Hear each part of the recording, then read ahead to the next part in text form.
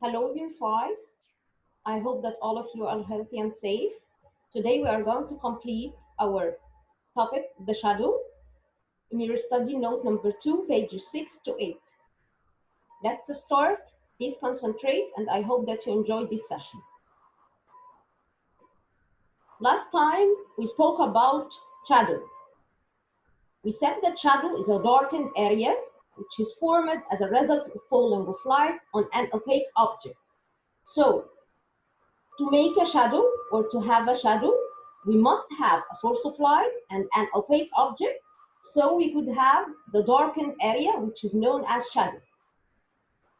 Shadow is a phenomenon, happens because light travels in a straight line. It's the most important note that you have to take into your concern during this topic.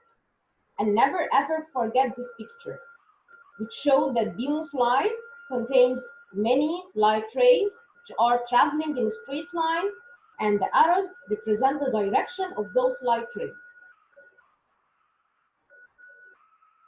We also talked about shadow shapes, and we said that the shape of shadow doesn't only depend on the shape of the object that casts it, but the shape of shadow also depends on the position or the place of the light source, and also depend on the shape of the surface. And we said that the surface, which in the surface which is going to have the shadow, could be a smooth surface or an uneven surface. So the shape of shadow depends on the position of the light source and the shape of the surface. And we said also that shadow area changes by changing the position of the object with respect to the light source. And we said that the meaning of respect to the light source means that we are going to fix our light source and start to change the position or the place of our object. By changing the place of our object, the shadow area is going to be changed. And we knew also that if we place this object near to the light source, we are going to have a bigger shadow. Because the nearer the object to the light source, the bigger or the larger the shadow we are going to have. But if we place the object away from the light source, we are going to have a smaller shadow. Because the farther the object away the light source, the smaller the shadow. Today we are going to speak about another concern in this topic, which is the sun and the shadows. Did you note your shadow in a sunny day when you're walking in a street or on your school background? Did you note your shadow? Did your shadow change its position, its direction, its size? Yes, you're going to find out that shadow is changing. But why? Why your shadow is changing while you are walking in a sunny day? Because of the sun. Let's see together why the sun affects our shadow. The shadow that the sun casts are different at different times of the day. Because as the day goes by, the sun appears to move across the sky. Actually, the sun doesn't really move. It just seems to move. Do you know that the sun is a star and the sun is the center of our solar system and the planets orbit around the sun? So the sun never ever moves. The sun stands still in its place and the planet orbit around the sun. Our planet, the Earth, while orbiting around the sun, starts to spin around its axis. So while the Earth spins around its axis, it gives us an illustration that the sun is moving, but the sun actually doesn't really move. The shadow cast by the sun as the day goes by vary in length and direction. So because sometimes when you look to the sky, you may find the sun in your left side. By some time, you may find the sun overhead. And later you may find the sun in the right side. And as we said before, it's because the sun seems to move. This apparent movement makes the shadow vary in length and direction.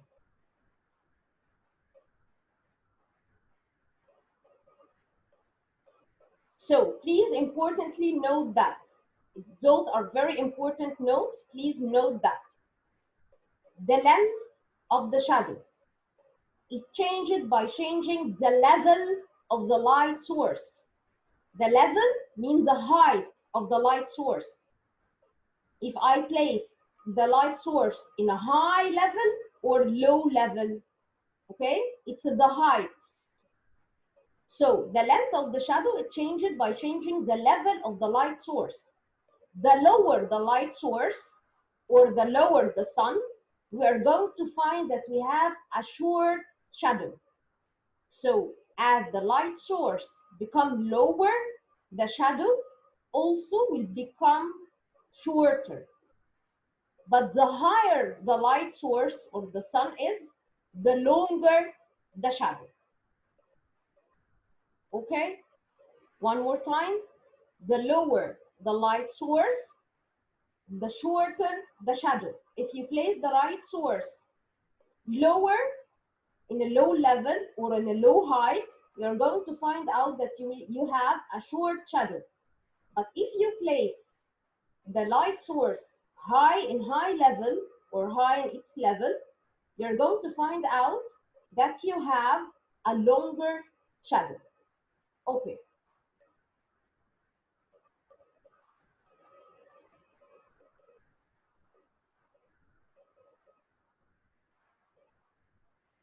Sticks and shadow. The position of the shadow should be at the opposite side of the stick. Please note the picture. The sun in this side. So the shadow will be cast on the opposite side.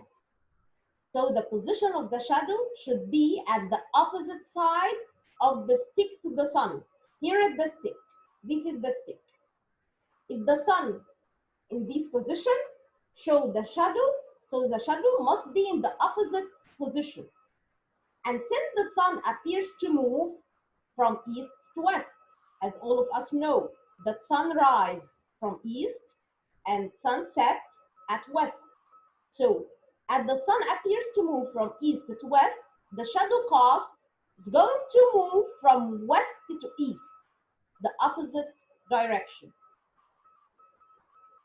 Let's have a look on the next picture so the explanation would be more better and you can understand more easily. The picture shows the changing position of the sun and the shadow. If we place a stick in a playground or in your garden or whatever, an open space, okay? If you place a stick like this and you start to follow the sun movement, which is an apparent movement, and follow the shadow cast each time in a different time at the day, what are you going to find? You're going to find that in the morning at about 10 a.m. after the sun rise, okay, you're going to find that the sun is low in the sky. And it's found in the east because sun rise from the east. So in the morning, at the sunrise, the sun rises from the east and the sun is still low in the sky. And that's why you are going to find out that the shadow is long. Did you know this shadow at point A? Yes, it's long shadow because the sun in the morning is low in the sky.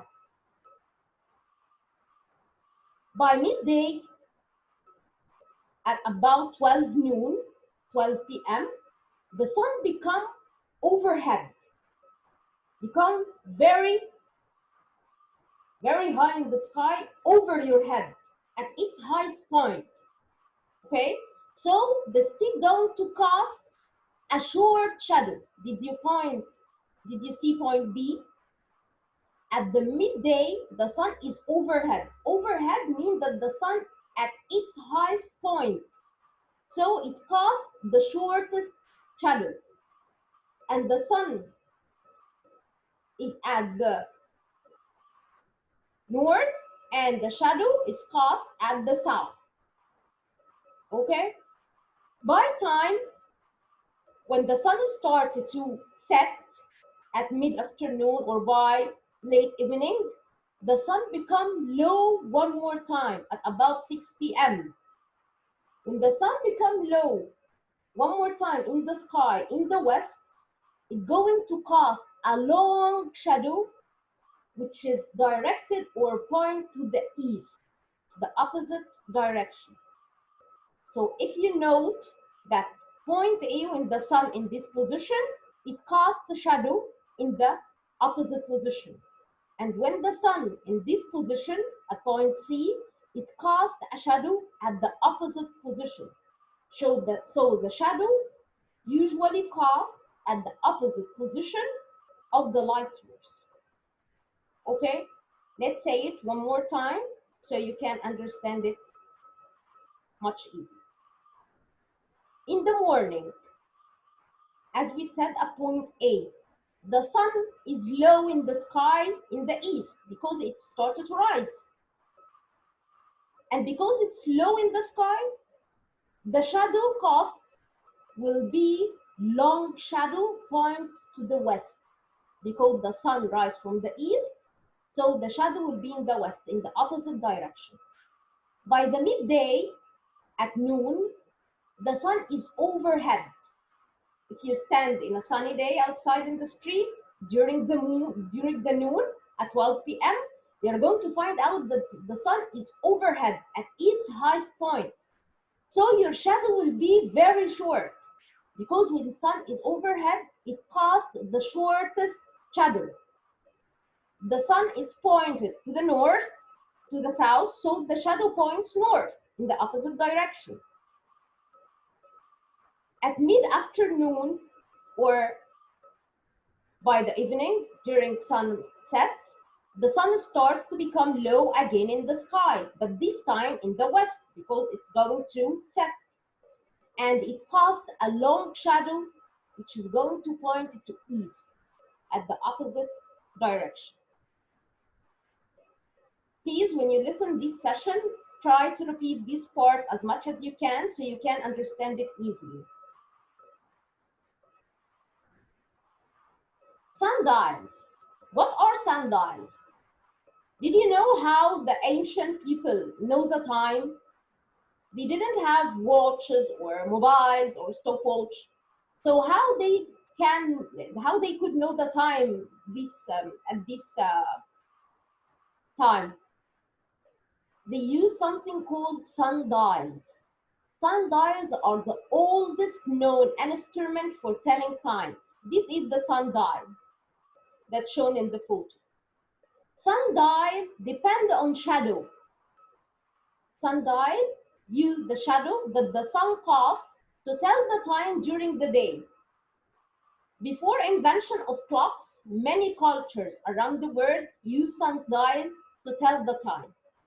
But what is sundial? What is a sundial? Let's see together what's a sundial. What the components of a sundial?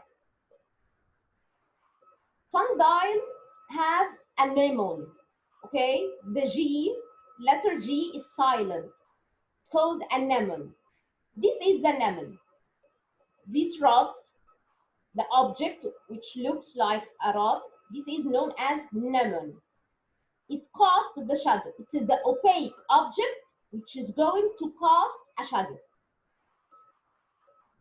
Also, sundial has a dial, this plate. It's a surface into which the mnemon shadow is going to cast. On the surface of the sundial, there are markings for each hour of the day. Here is it. Those are the hours of the day, but written in a Greek language. Okay? 1, 2, 3, 4, 5, but in a Greek language. Okay? Or Latin language. Okay? So how this sundial going to work to show them the time? How? Let's see together. As the sun moving across the sky, in this path, as you see in the arrow. When the sun moves across the sky, the lemon of the sundial make a shadow. Here is the sun, as you see in the picture, and the lemon blocks its light. So it casts a shadow opposite to the sun. One more time. When the sun moves across the sky, the apparent movement, the lemon, uh, work as an opaque object, which is going to block the sunlight and make a shadow in these markings of the hours or the time of the day. The position of the shadow show what time is it. As shown in the picture, the shadow is casted on 3. So the time is 3 p.m. or a.m. What do you think? Of course, 3 p.m. because it's a sunlight. We are during the daylight. So, did you conclude that those sundials didn't work during night? Yes. So, the old culture only depends on the sundial during the daylight because there is a sun which is going to be blocked by the lemon, and the lemon is going to cast the shadow on the position of the time. So the shadow is going to show the time. This is how does a sundial work. By this slide, our session has finished today. It will be our last session concerning our curriculum. By the next time, we are going to start to revise and make a revision, so you will be ready for your assessment. Please study as much as you can your old study notes because they are very important. And your today's homework will be in your workbook, only pages 62 and 65.